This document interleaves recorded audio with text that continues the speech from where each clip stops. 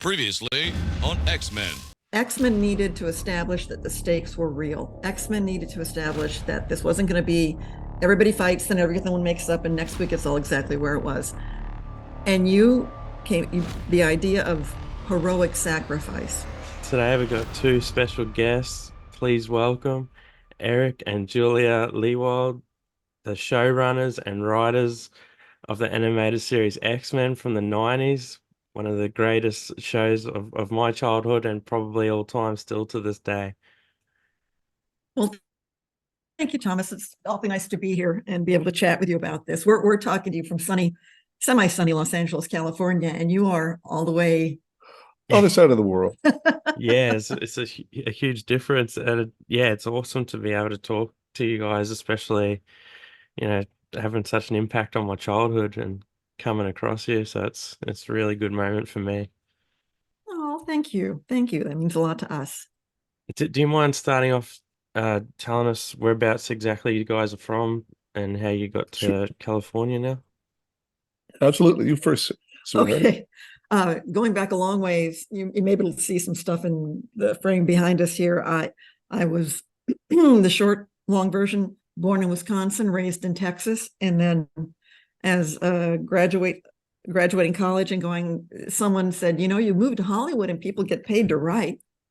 You can do that. You can leave where you are and go live in Hollywood. So did that. And 10-year overnight success took me getting a law degree and working as a PA on commercial shoots 10 years before I finally got a break. And that break for me was the good old Disney afternoon with Chippendale's Rescue Rangers and Darkwing Duck, Goof Troop, Winnie the Pooh, Tailspin, those shows. And turns out a fellow writer in the office next door was this guy, Eric Lewald. Yep. Similar journey, kind of. Yeah.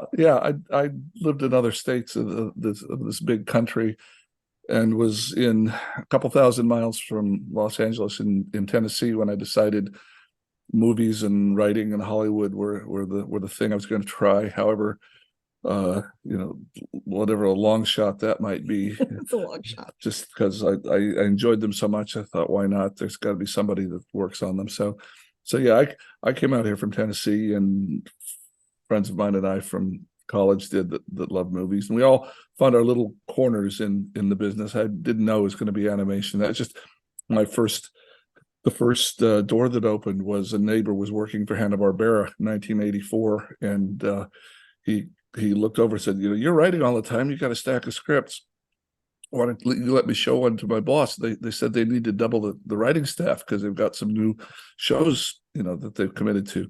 So thanks, great. And so I did, and they didn't hire me right off, but they opened the door. They said, okay, you can pitch, which is a wonderful Hollywood word saying that you're no longer, the door's no longer shut to you. You can at least try.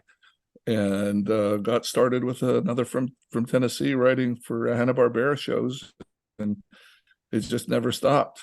And boom, here it is 40 years later, and has been a nice career. Wow, that's incredible, especially doing what you want to do and getting that shot early on. Like you don't hear many stories like that. That's awesome. Again, 10-year overnight success. Yeah, definitely, it definitely took a lot of hard work. It took some years, but yeah, we it's you hear weird things about Hollywood. It's a strange place, but with some very nice people here, and we've had some lifelong. We met at Disney, and I was about 3 years into my career then. And I was just starting. We were both writers, though. He wasn't my supervisor. I wasn't his supervisor. We just fellow journey writers. Yeah, so we had that little office romance business going, and it was okay because, as I say, she wasn't working for me. I wasn't working for her, so there were But we've done that since. No coercion involved. Yeah, but we have done that since as story editors and writers on each other's shows. Yeah. Wow, that's awesome too, especially now that you're together and to be able to work together on awesome material. I think that's wonderful. Speaking of awesome material, if you can see right behind Eric here, way in the back, there's a poster for a show on Fox Kids called Young Hercules. And I say that just because it was a point of pride for us. The star of that show was a very, very young fellow named Ryan Gosling, who has just been nominated for another Academy Award for him. This is his second nomination. Third. Oh, his third? Mm. Wow. Okay. See, what a springboard for him. Young Hercules. And they shot that in New Zealand. Wow. They shot, it was 50 episodes. So we were here writing as fast as we could. Mhm. They needed 2 stories each week, and we'd ship them off. They'd fax them because it was before the internet was really set up properly. And the time zone difference was wrong for us. Yeah. And Wow. we'd fax them over, and they'd shoot a couple half-hour episodes each week. The same locations and the same kind of crew that they used for Hercules and for Xena, those shows that were so popular. But we found out the wrong way that one of the fax machines was in the bedroom of the executives in New Zealand. Our boss was there trying to get some sleep, and we faxed him a script at the wrong time, so it's 3 a.m. and it's all beeping and screaming and waking him up. But we got used to it. Yeah.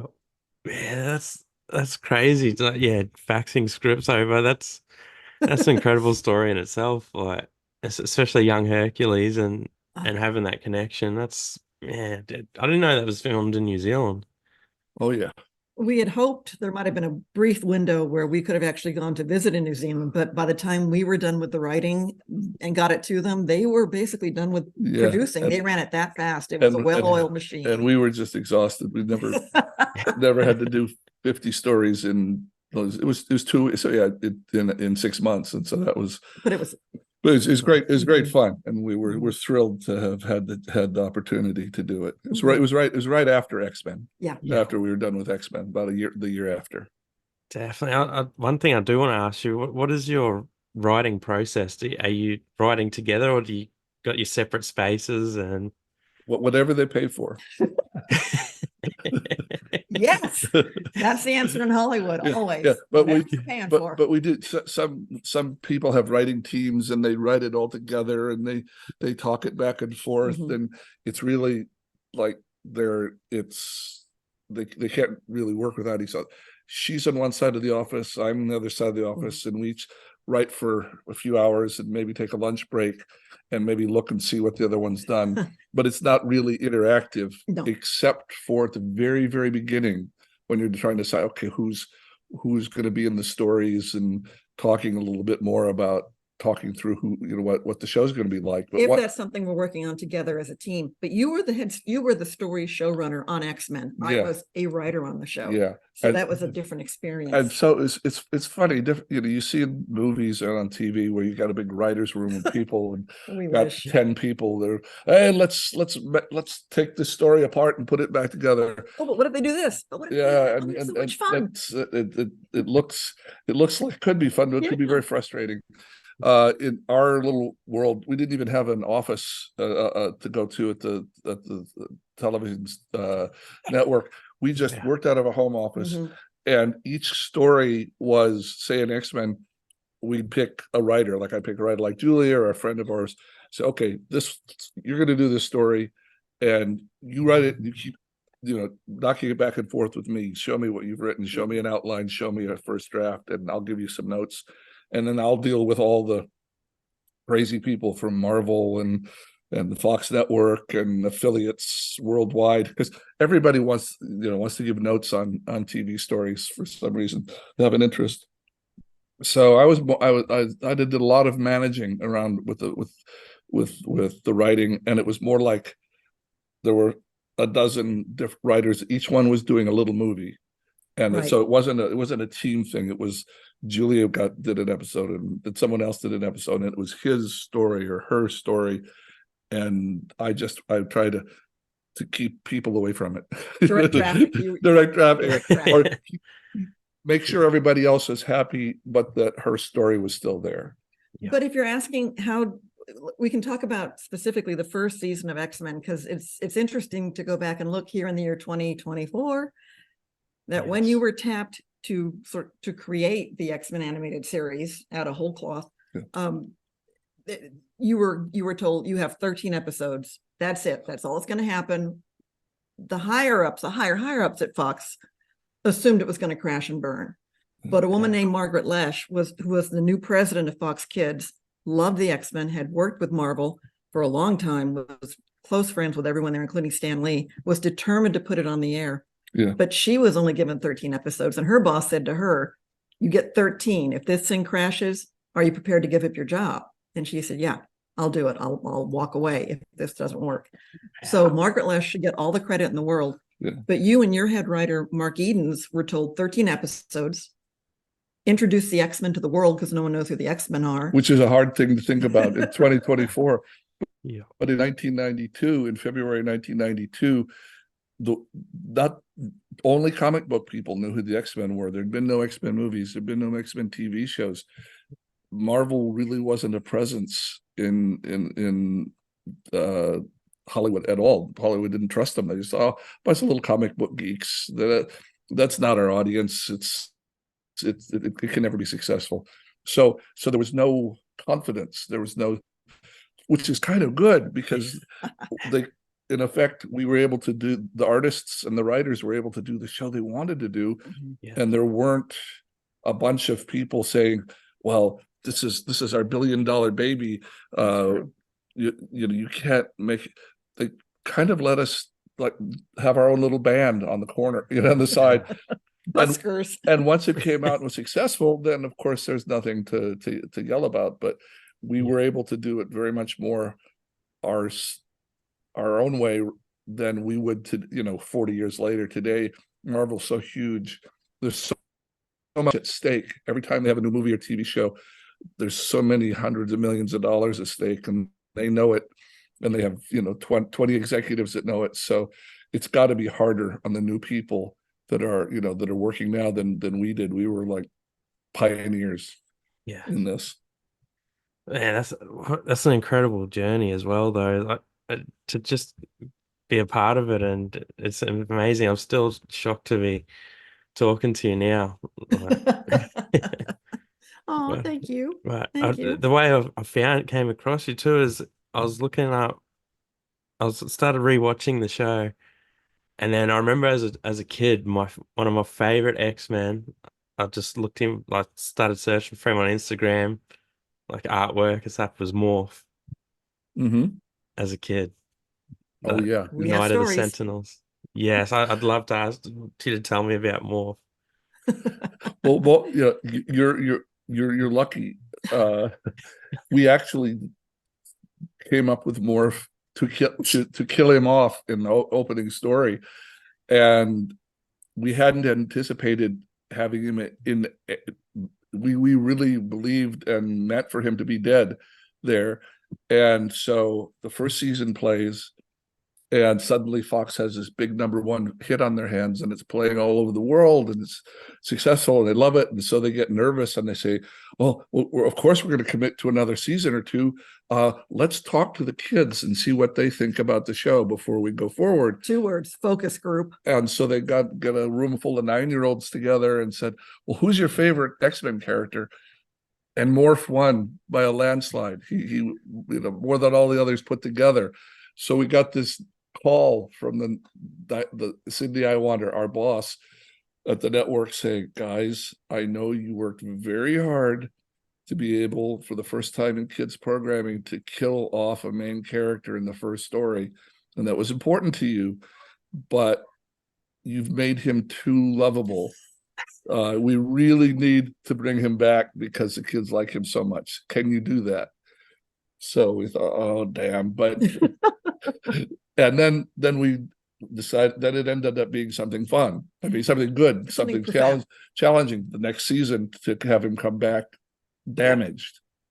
But we also need to mention here that we're kind of Morph was there to be killed, but the importance of that for you and Mark Edens was that X-Men needed to establish that the stakes were real. X-Men needed to establish that this wasn't going to be everybody fights and everything makes up and next week it's all exactly where it was. And the idea of heroic sacrifice, which sounds a little heavy duty talking in terms of a children's animated series, but that was the point that needed to happen. And there is a woman who was the head of broadcast standards and practices, basically the censor, named Avery Coburn at Fox Kids, who understood X-Men and was willing to push the envelope. And I remember when you said, "Oh, yeah, Mark, yeah, for that, we're gonna need to kill someone. We're gonna have to come up with something." How are you gonna get? Good luck. Let me know how that plays. But back and forth with Margaret, with Margaret, well, obviously, As and with well. Sydney, but with Avery Coburn, there were very specific guidelines. It had to happen off screen. It was the reactions. It was the stories about the reactions of the others and their grief. There was no And it was not gratuitous. It's like a family loss, so it wasn't a killing that someone was going to enjoy gratuitously. No. And so we got lots of notes, but yeah, some Morph. It's funny. We needed someone to kill, and then he evolves into he has this life of his own, and he becomes this fun three-dimensional character. But I think the kids who were like, "Morph's our favorite," and you going back and rewatching the show, in those first two episodes, Morph has a happy, bouncy relationship with everybody on the X-Men team, unlike anybody else within the team. Morph is the one who can make everybody laugh, and he's the funny guy. So yeah, there's and there had been a character. You did everything you could to be. Yeah. We always tried to pick characters from the comic books.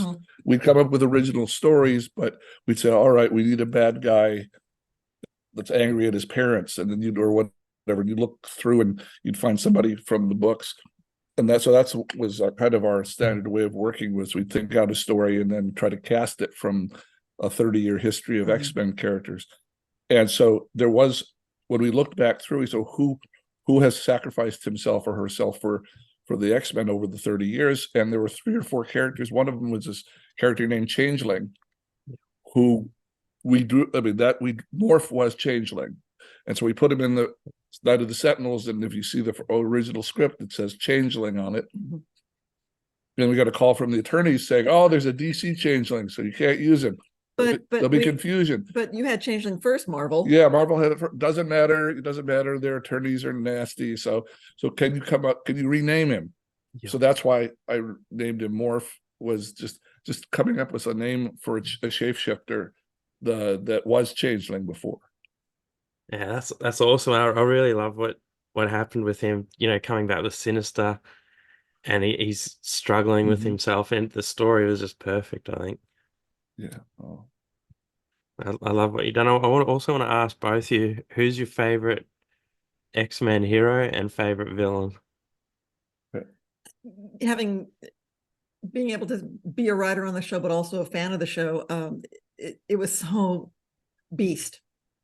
He's the damaged romantic poet, smartest guy in the room, and yet it truly is. If you look at the whole team, he is the one who can't walk down the street without people pointing at him and going, "Other, you are another thing, you are a mutant." And yet he wears that on his shoulders very lightly. He deals with it, but exploring when that's thrown in his face makes for amazing storytelling. And you had the idea of Beast calling, instead of a, what do you call it, call to action cry, like Cowabunga.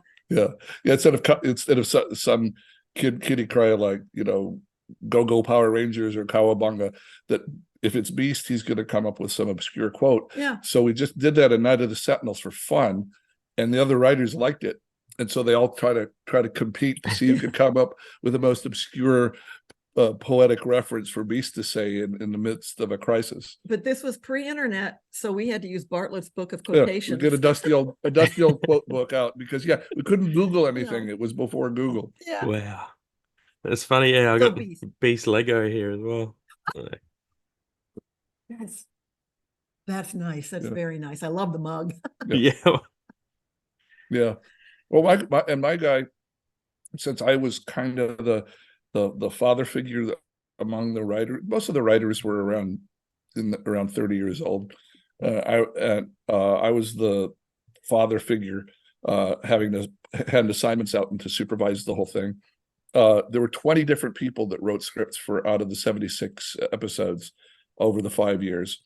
And so I felt kind of like Professor Xavier, having to deal with all the different X-Men in his school, and be the guy that had to keep on reminding them of the rules and telling them to work together. And so I had a great empathy for him. I mean, he's not the most exciting or charismatic, whatever, but I really liked him, and I liked his relationship with Magneto. Oh, Yes. now you asked for favorite bad guys. Xavier and Magneto. I mean, that's just iconic right there. But I have a very specific soft spot for the first voice of Apocalypse on our show, an actor named John Colicos. And we never got to meet him. All the voices were recorded in Canada. We were down in Los Angeles, and he passed away sometime in the last 5-10 years. But John Colicos, we learned later, Had been the first Klingon in the original Star Trek in 1967. because I'm a huge Star Trek geek. That was my And thing. so this guy that we wrote 17 stories for was the voice of the first Klingon, and that just for the Klingon. I've got It his just- action figure. it just knocked us out when we found out that so we got to be the fan geeks Yeah. that moment. And every line oh my God, just it was brilliant. I loved his reading of everything. Yeah, I love Apocalypse. Definitely one of my favorite baddies as well. That was perfectly done. I want to, yeah, because it's funny you say that.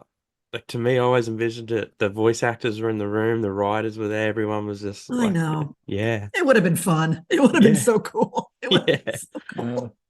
No, Yeah. animation is very I don't everything is you were writing out the first season of the series from our dining room table, Yeah. at our home, but we didn't at home. And each writer was working from his or her own home or apartment, and the artists were off in Burbank at a very tiny, small studio. The artists were more together until they were assigned individual storyboard chunks, and then go home and do your storyboard chunk.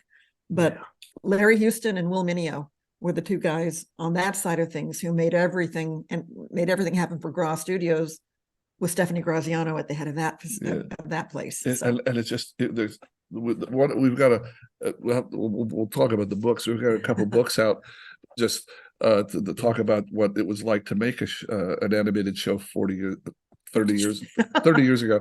This first one is just a personal history. I interviewed everybody that was in all the cast and the crew, and about 40 people, the executives. It's a deep dive oral history. Yeah, so if you're a real big fan, you'll like all the detail. There's not really much artwork in it because we didn't have the rights to. Yeah. Marvel wasn't involved. But then once that book came out, Marvel just got the rights back to the show, and they said, Disney, why don't we do an art book that shows what it was like to put the show together? a coffee table art And book. so this one it's got all the designs and all the how it was all hand painted, and all the millions and millions of cells, and I'm sorry, hold that up again. Larry Houston did the original art on the front here. Yeah. Rick Hoberg with him, and on the back, and again, more original art. yeah, these were the guys. The people that did the art with us for the book were all people that had worked on the show. All that were all designers from the original show 30 years ago. Flip it around. Oh yeah, Gorgeous. if you like the bad Cool. guys.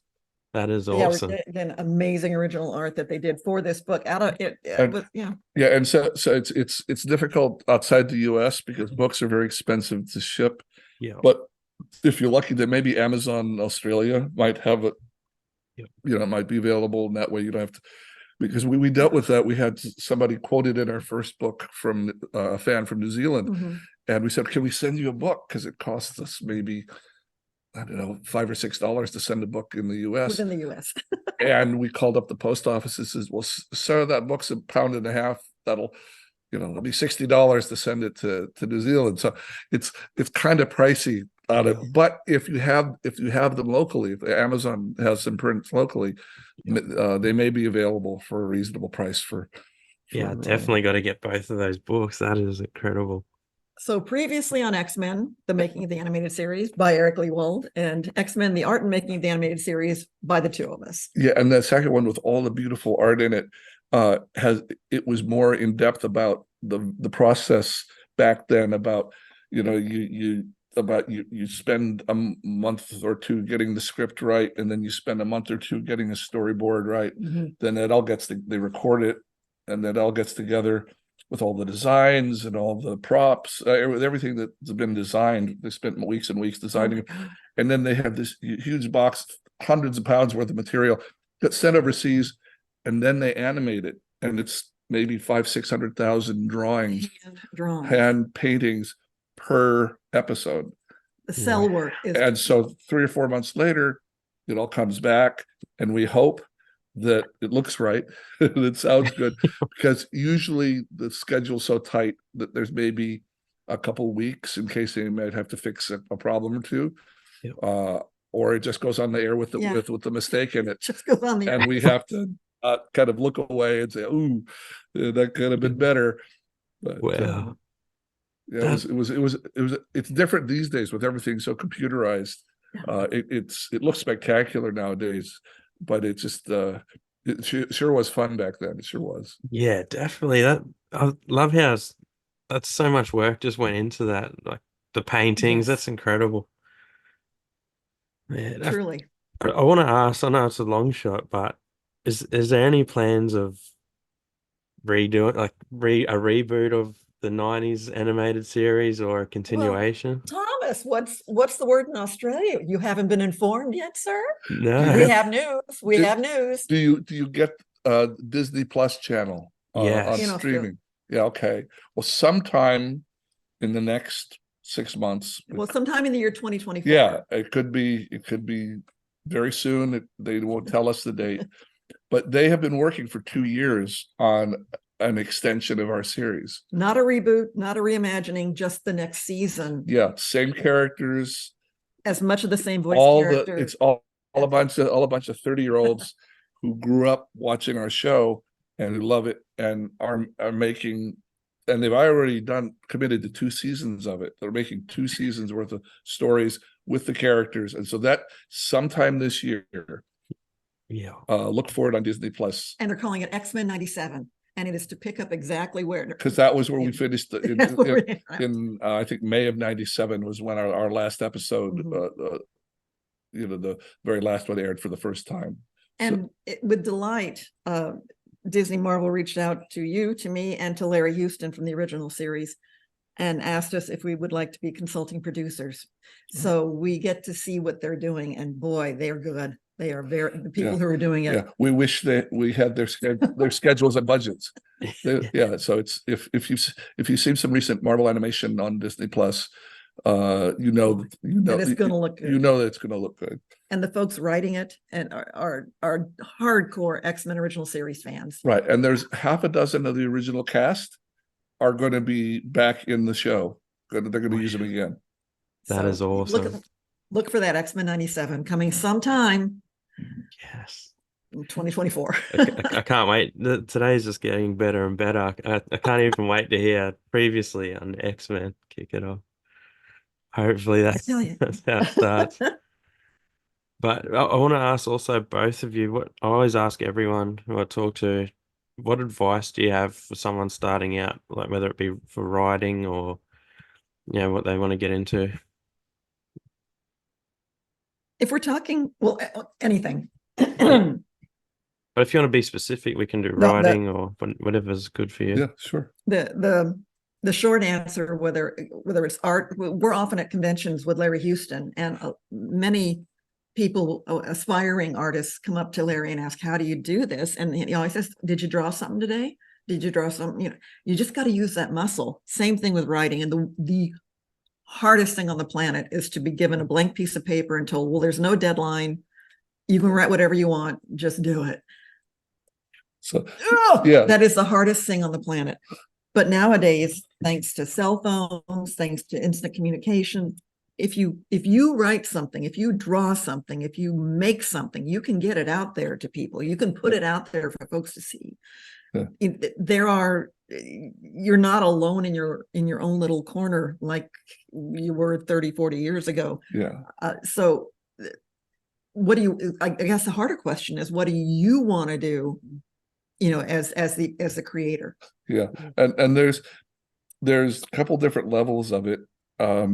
Anybody, anywhere, you could be in the North Pole, you could be wherever you are, and you can write stories. because I mean, if you've got a pen and paper or whatever, there's nothing keeping you from writing what you want to write. The question is, do you want other people to read it and give you a reaction to it and help you get it better, maybe?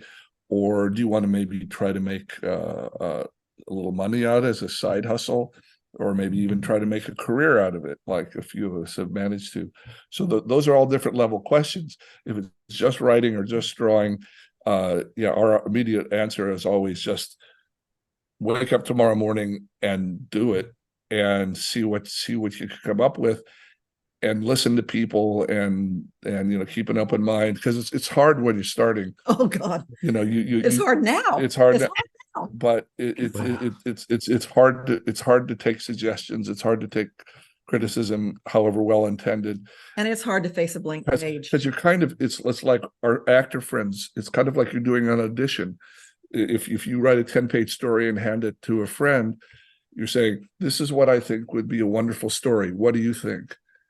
And if they say, well, it looks really stupid, then you've made yourself vulnerable. That's true. In front of them, in front of the world, by offering what you've done. So you have to get over that tough part and do it, and know that some people will love it and some people won't, and just think of it as, I just want it to be better, and I want to express myself well.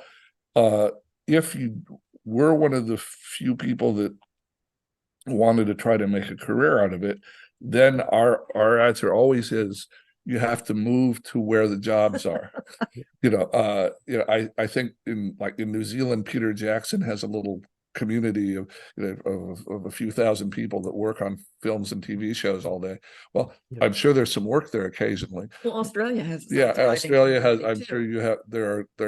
I don't know which city is the most, production and the most, need of people doing screenwriting, whatever. But the way we discuss it here is, she lived in Texas, I lived in Tennessee. Nobody was making movies in Tennessee.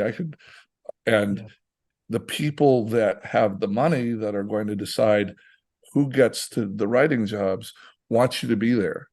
There's a whole sea of talented people in front of them. They all try me. And just to get noticed is difficult. So the idea is, we always say, if you want to design cars, go to Detroit, which is where they make all the cars in the US. If you want to write for television or the movies in America, you have to go to Los Angeles. You can't live in Montana and hope. But maybe Atlanta, Georgia. I mean, there are other pockets. There are secondary cities in the US where there's a little bit of work to be had, but it's difficult, but it's glamour. People find it glamorous work. Oh, yeah. So yeah, look it up. But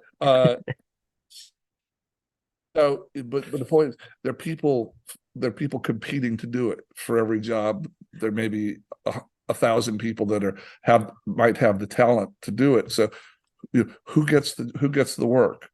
And so you have to, as she was saying, she laughed, said she came out here to try to get work in TV. It took her 10 years to get her first offer. That's not unusual.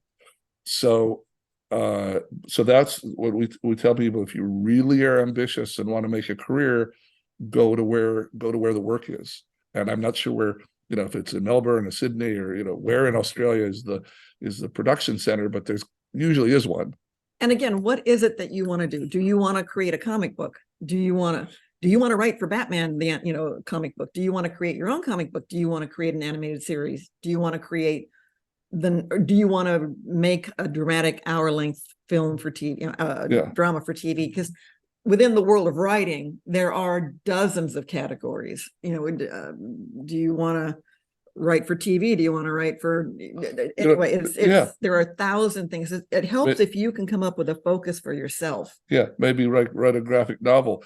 The nice thing, if you have a friend that's an artist that's willing to put out as much work as you, and you've got a good story, and they're talented, there's nothing to keep the two of you from spending a year or two sweating in your off hours, getting this thing done. And then self-publishing is easy these days. It doesn't mean that you're necessarily get a huge audience, but it's like telling someone that's a musician, it's easy now to record at home and put it on YouTube. Yeah. We didn't have YouTube. We didn't have it. If you recorded something at home, all you did was record it at home, and you had a reel-to-reel tape. What are you gonna do with that? The internet gives you a chance to get your creation out there from wherever you are. Yeah, definitely. Yeah, that's incredible advice as well. I'm glad you've been able to give that insight. I'm sure a lot of people want to hear that, and I love hearing, advice like that as well.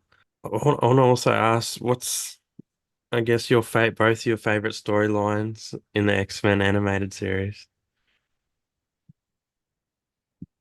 Well, I get to kind of take credit for it because just by way of execution, but okay, no, especially as we're rolling, I've got two, especially as we're rolling into X-Men 97, the last episode of the series, written by Jim Krieg, called Graduation Day, when Xavier has been mortally wounded and has to leave. Oh my God, the animation fell off in season 5 because the budget was slashed, Was cut, yeah. destroyed. But the writing in that season is still rock solid, and that I'm going to start thinking about it. But when Xavier is the one to speak to each of his students, each of the X-Men, and say his loving goodbyes to them, oh my God, that gets me in the heart. And then we talked about Beast earlier. I came up with an idea for what became the episode Beauty and the Beast, which was written by Stephanie Matheson. And the one where he falls for a blind girl who then, because of him, is able to regain her vision. And he's got to face, well, what if she can see, but she sees what I look like? That's the first time we see him kind of confront. And she loves him, but there's so much bigotry and racism against mutants around them. Her own father is a crazed anti-mutant that they can't be together. It's like, oh, that's a heartbreaker for me. Beautiful heartbreaker. And there are all sorts of things that were I come to it not necessarily from the most wonderful stories, but the ones that were so satisfying to me as the person responsible for making sure we had 13 stories each season that everybody could agree we're going to be okay. So it's a practical thing. Oh my God, thank goodness we got that one. It's like at the beginning, the Night of the Sentinels is satisfying because it was hard to get across with Mark Edens, who's my lifelong buddy and who wrote that with me. Get across who the X-Men are in 2.5 hours and all that they're up against and the relationships to each other and what it means to be a mutant, getting all those things in the first story, and have it not be dull, have it not be a lecture, a documentary on what mutants are. That having that one worked was great. The big ones like both of the Phoenix sagas were difficult challenges. How do you make a 5-parter work? Each story stands by itself, but they all fit together nicely.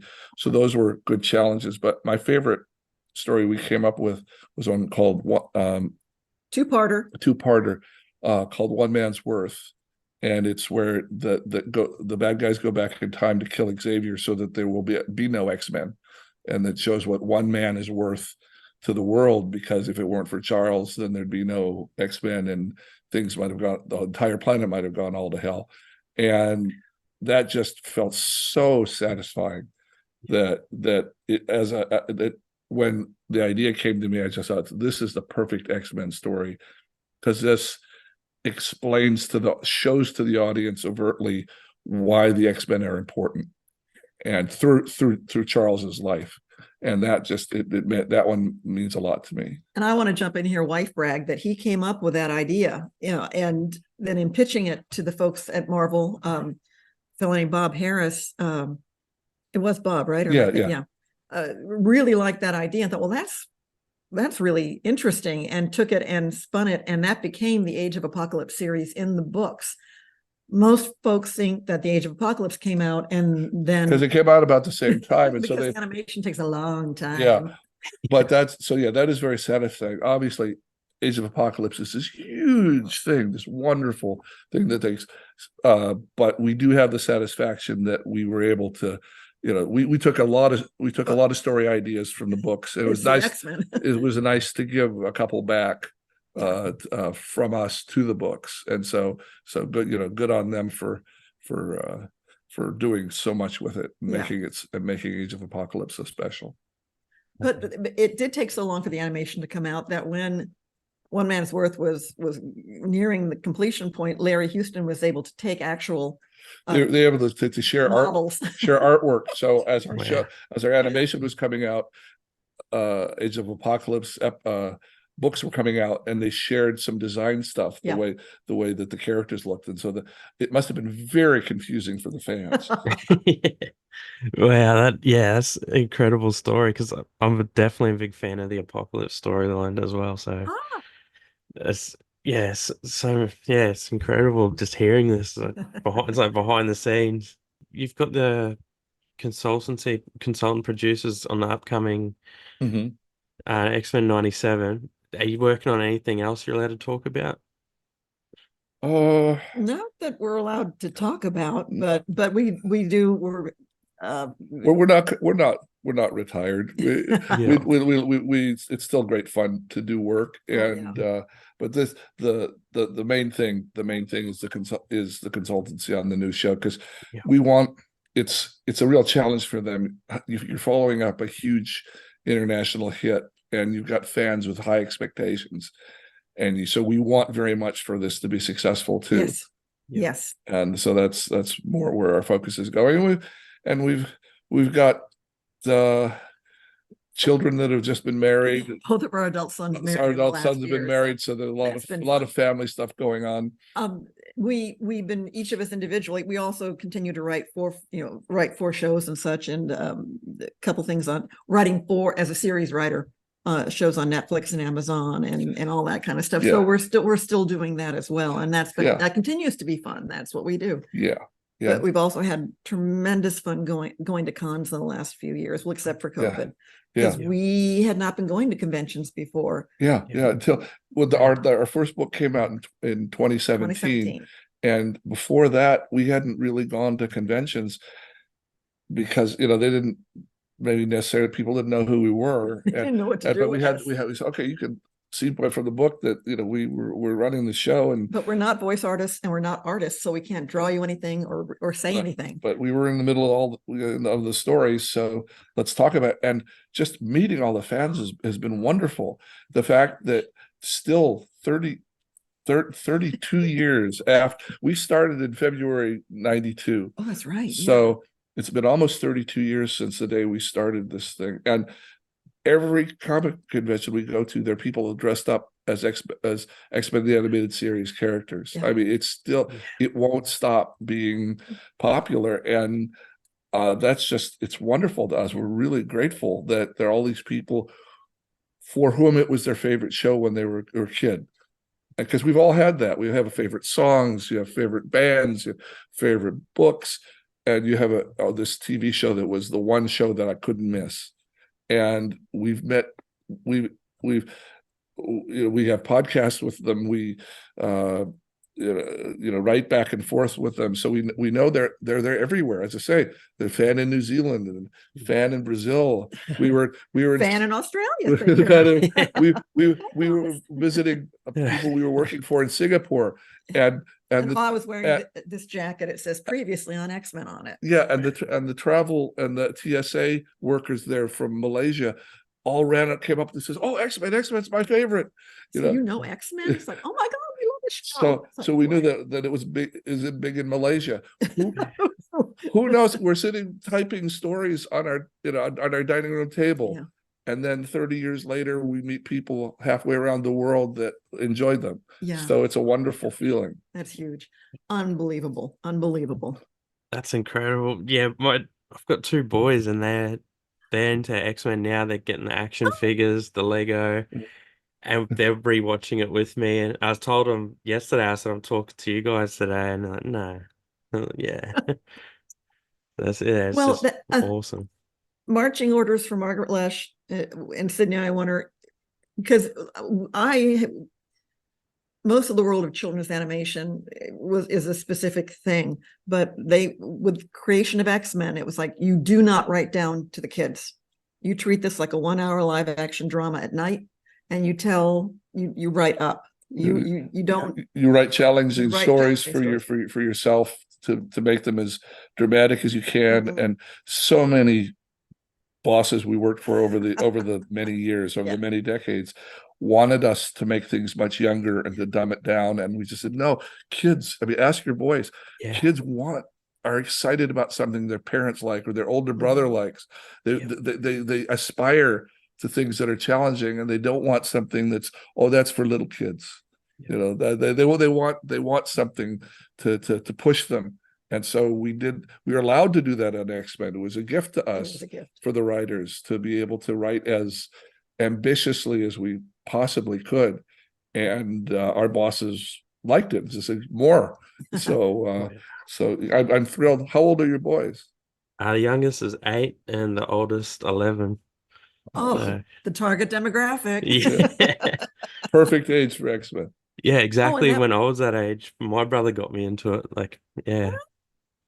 Larry Houston was saying that on the art side of things, there was we always the sort of friendly rivalry was with Batman the Animated Series, which had so much more budget and so much more time. But if you put an eye toward the show on X-Men, it's fast. It cuts quick. There are no long walking down the halls. X-Men cuts fast. Oh, I'm sorry. I thought, yeah, X-Men cuts fast. You know, Yeah. Batman can do a glorious sweep around a room. X-Men can't do that. It's like We did, we did have the budget. And Batman, you could linger on the beautiful artwork. Yeah. And so our boss, the same guy, Sydney, who we love, who he supervised both shows and Yeah. Spider-Man and The Tick and all this stuff. all the stuff. This one guy, is like at the network, his heart and soul was in supervising these shows. Wow. And he said, Batman is like cool jazz and X-Men is a garage band. You know, so that Yeah. was his, and it was absolutely right. Yeah. And, Click. That's it. and That's our what it is. artists, knew that we'd have less money for the animation, so they made it so that they cut faster, and you Mhm. wouldn't have time to linger and see that maybe it wasn't drawn quite as beautifully as it might have been.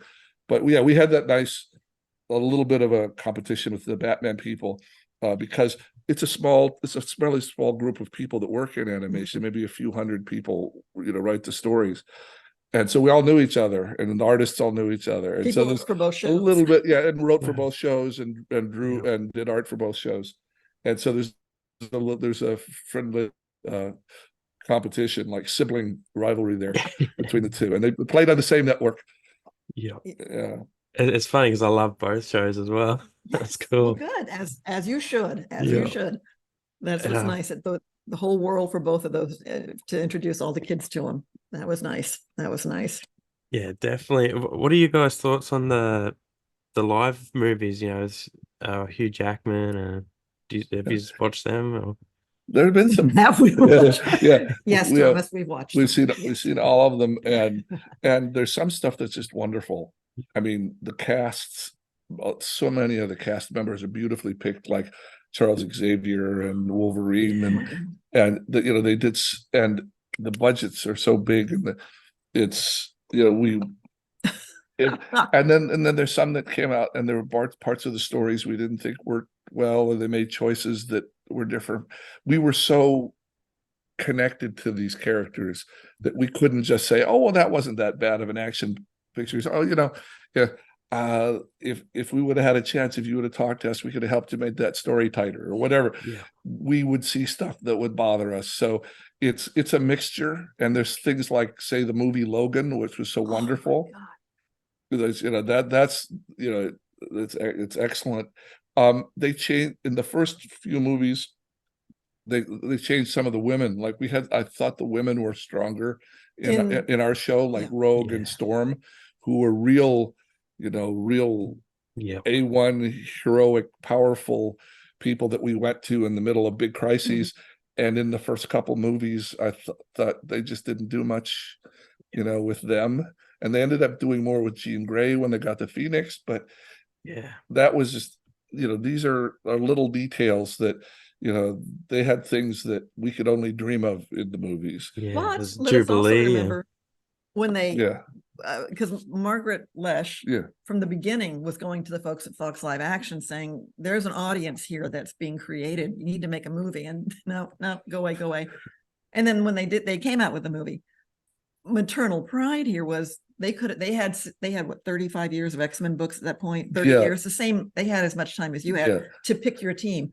They chose the animated series team. yeah. We met the screenwriter, the David Hayter, Hayter, yeah. who's a great guy. Great guy. Who got the credit for the first two. I mean, they went to many, many, many versions, and those first couple, it's like happens in Hollywood We hear on big movies like that. They spend a lot of money on the movie writers, not so much for the animation writers, but for the movie writers.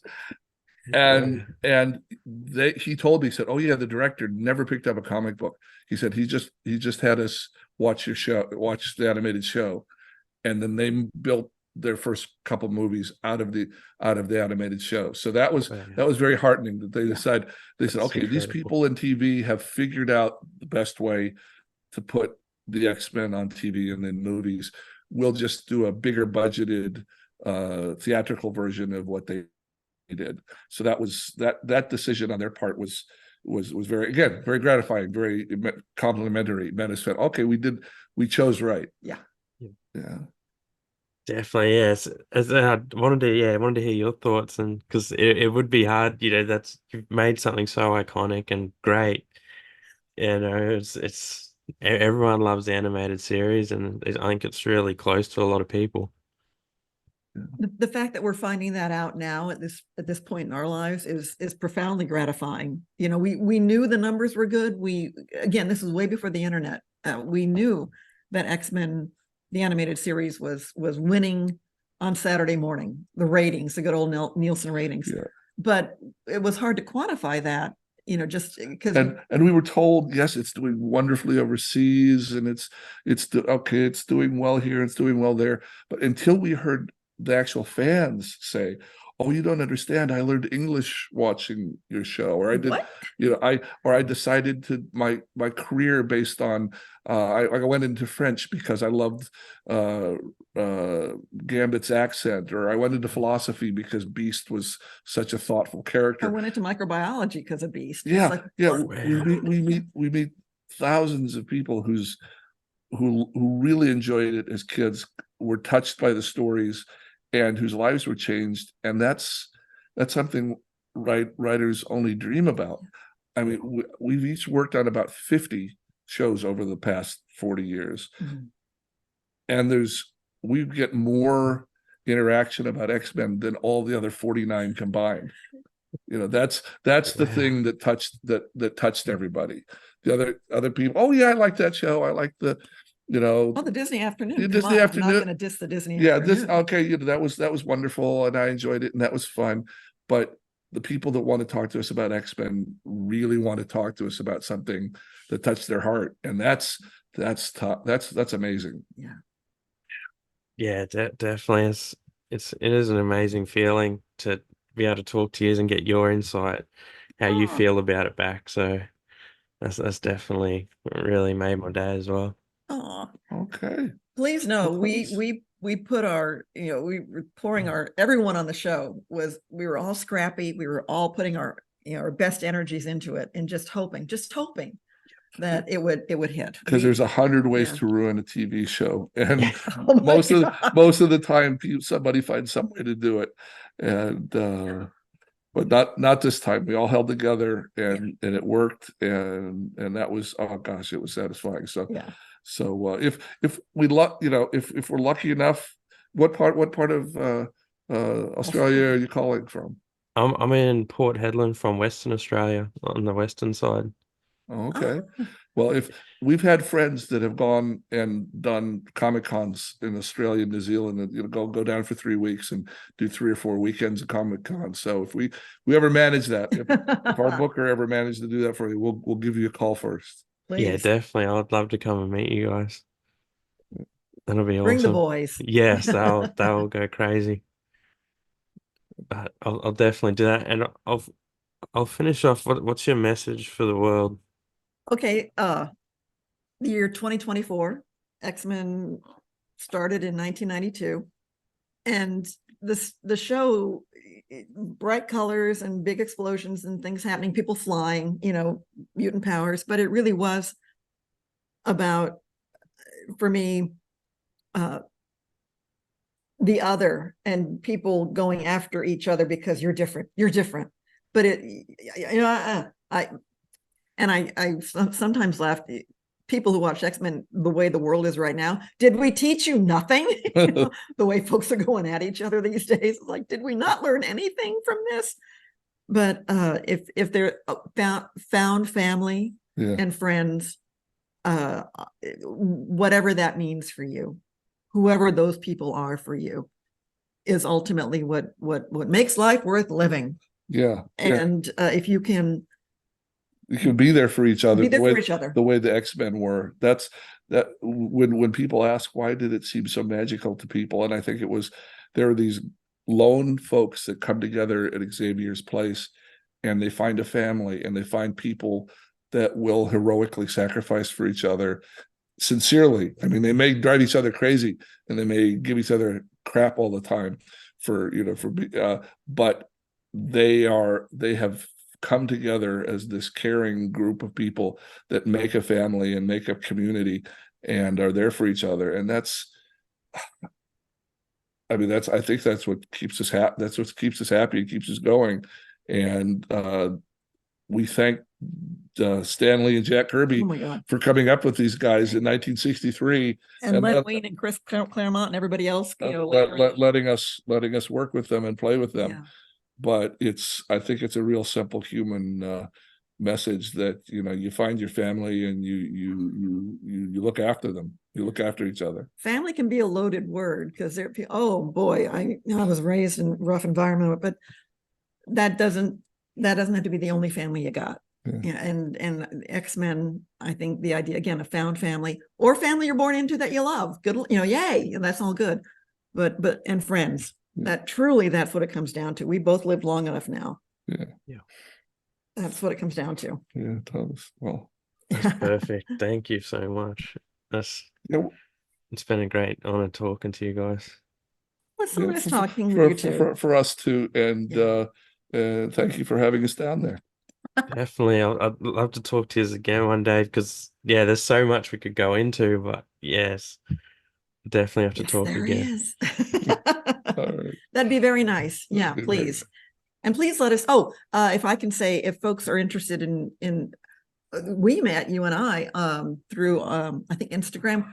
Yeah. We celebrate X-Men at X-Men TAS. That's for X-Men, the animated series. So X-Men TAS is our Instagram, our X Twitter. We have a Facebook page. We have a website, which has not been updated very much, but there are ways to connect with us. And with that, we really try and make a happy, bouncy, positive community fan base.